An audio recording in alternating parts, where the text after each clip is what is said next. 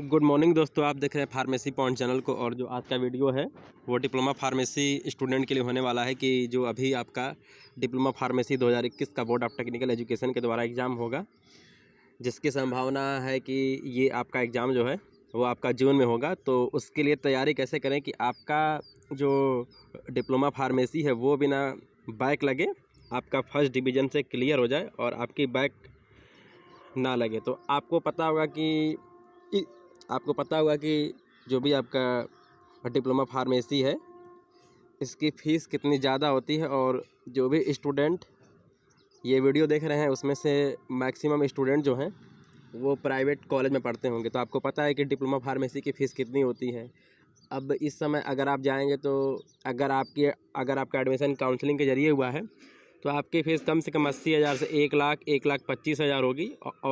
और अगर आपने मैनेजमेंट कोटे से एडमिशन लिया है तो आपका जो फीस होगा वो करीब 1.5 लाख या फिर 2 लाख रुपया होगा। तो आपको अच्छे से मेहनत करना है कि आपका बैक ना लगे और जो भी पैसा आपके पेरेंट्स ने लगाया है वो बेकार ना जाए। तो अभी आपको पता है कि जो भी फार्मेसी कॉलेज हैं वहाँ पर बोर्ड एग्ज़ाम में नकल के लिए भी पैसे लिए जाते हैं। आपको पता है पैसे कितने लगते हैं, कहीं कहीं 15,000 20,000 रुपये लिए जाते हैं। और अगर आपकी बैक लग जाती है तो बैक क्लियर कराने के नाम पे भी पर सब्जेक्ट 15,000 20,000 लिए जाते हैं। और अगर आपकी 3-4 सब्जेक्ट में बैक लग गई तो आपसे 50,000 70,000 80,000 रुपये लिए जाते हैं। तो अगर आपके पास इतने पैसे हों तब तो कोई बात नहीं है, लेकिन अगर आपके पास इतने पैसे नहीं हैं तो आपको मेहनत करनी है जिससे आपकी बैक ना लगे। तो मैं आज आपको इस वीडियो में बताने वाला हूँ कि आप किस तरह पढ़ाई करें कि आपकी बैक ना लगे। तो देखिए, अगर आप फर्स्ट ईयर कर रहे हैं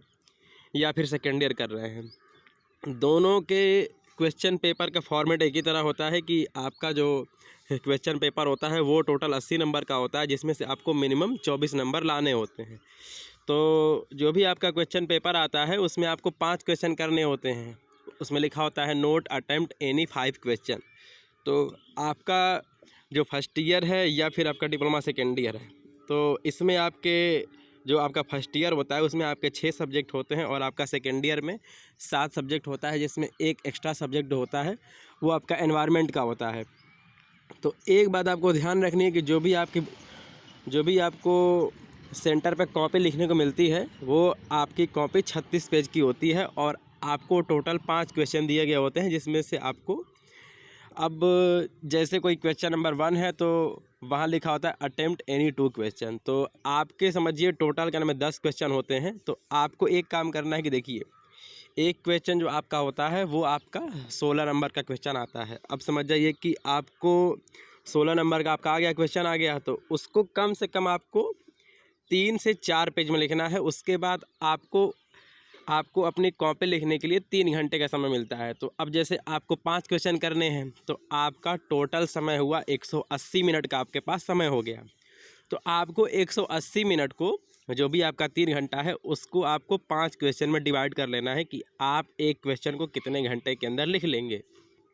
ठीक है, तो आप वहाँ पर एक क्वेश्चन को करने में आधे घंटे से ज़्यादा का समय ना लगाएं कि आपका 15-20 मिनट में आपका क्वेश्चन नंबर 1 का 1 पार्ट हो जाना चाहिए, जिसको कम से कम आपको 3 से 4 पेज में लिखना है।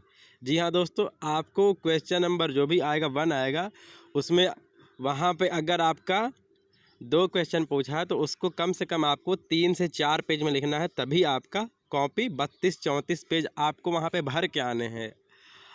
अगर वहाँ पे आपने कम लिखा हुआ है तो आपकी बैक लगने की संभावना पूरी होती है। तो वहाँ पे आपको जो भी क्वेश्चन पेपर मिला है तो वो जो आपकी आपको कॉपी मिलती है 36 पेज की, उसमें से आपको 32 से 34 पेज आपको लिख कर आना है, तभी आपको नंबर भी लेंगे। बाकी कॉपी आपको लिखनी कैसे है उसके ऊपर मैं एक सेपरेट वीडियो बना दूंगा। और देखिए, इसमें आपको क्या करना है कि अगर आपने पूरा सिलेबस नहीं पढ़ा है या फिर आप क्लास नहीं करते हैं तो आपको अब इस समय आपका जनवरी चल रहा है, आज आपका 3 जनवरी है, और अगर पेपर आपका जून में होता है तो इस समय भी आपके पास पर्याप्त समय है। अगर आपने पूरे साल पढ़ाई नहीं की है तो इस समय से भी आप अपनी पढ़ाई शुरू कर सकते हैं। तो ये मैं अब इस समय डिप्लोमा सेकेंड ईयर के बारे में बताना चाहूँगा कि आपको क्या करना है, या फिर फर्स्ट ईयर वाले भी स्टूडेंट क्या कर सकते हैं। कि देखिए, आपका जो सब्जेक्ट है, टोटल 6 सब्जेक्ट है या फिर क्या नाम है 7 सब्जेक्ट है, आपको 6 या 7 रफ कापी खरीद लेनी है। और 2020 से लेकर 2015 तक आपको 5 क्वेश्चन पेपर आपको टोटल सॉल्व कर लेने हैं सब्जेक्ट वाइज। जैसे आपने फार्मास्यूटिक्स किया है, फार्मास्यूटिकल का आपका फार्मास्यूटिकल केमिस्ट्री हो गया, फार्माकोलॉजी एंड टॉक्सिकोलॉजी हो गया, तो ये भी जो मतलब सेकेंड ईयर के सब्जेक्ट हैं या फिर फर्स्ट ईयर के सब्जेक्ट हैं, इनको आपको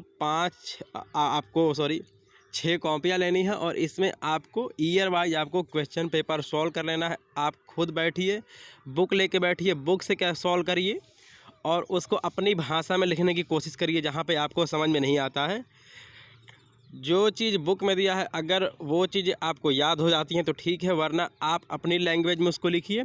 बहुत सारे स्टूडेंट पूछते हैं सर डिप्लोमा फार्मेसी एग्ज़ाम इसको हम लिखे हिंदी में लिखे इंग्लिश में लिखे। देखिए, आपको जो भाषा अच्छे से आती है उसको आप लिखिए। उसके बाद अपनी कॉपी में साफ़ सुथरा लिखिए, क्लियर लिखिए, हेडिंग डाल के लिखिए, तो उससे एग्ज़ामिनर पे अच्छा प्रभाव पड़ता है और वो आपको 24 से ज़्यादा नंबर देगा, जिससे आपकी बैक नहीं लगेगी। तो आपको इस तरह करना है। तो आपको 5 साल के पेपर कम से कम आपको तैयार कर लेने हैं। तो अगर आपके 5 साल के पेपर तैयार हैं तो ये बात आप बिल्कुल क्या नाम यकीन मानिए कि आपको नकल करने के लिए किसी को कहीं भी पैसा देने की आवश्यकता नहीं है। आपका सेंटर कहीं जाए, आप बिल्कुल आराम से आंसर लिखिए, आपका बैक नहीं लगेगा। बहुत सारे स्टूडेंट होते हैं, सोचते हैं कि हम देंगे, पैसा देंगे, क्लियर हो जाएगा। देखिए भाई, अगर बाई चांस जहाँ वो चाहते हैं वहाँ सेंटर नहीं बना, बाई चांस किसी पेपर में नकल हुआ, नकल नहीं हुआ, तो उनका उस सब्जेक्ट में बैक लग सकता है। तो आपको क्या करना है कि आपको बस 3-4 महीने मेहनत से पढ़ाई कर लेनी है और आपका बैक नहीं लगेगा और आप फर्स्ट डिवीज़न से पास हो जाएंगे। बाकी अगर आपके पास कोई क्वेरी है तो मेरे कमेंट बॉक्स में ज़रूर बताएं और मैं आपको उसका सॉल्यूशन दूंगा कि आपको कैसे क्या करना है। तो बाकी ये वीडियो देखने के लिए धन्यवाद। और थोड़ी सी वीडियो लंबी हो गई है तो इसके लिए मैं क्षमा चाहता हूँ, लेकिन आज का जो टॉपिक है वो बहुत ही इम्पोर्टेंट टॉपिक है, तो इसलिए मैंने ये वीडियो बनाया है। चलिए, आपका ये वीडियो देखने के लिए धन्यवाद।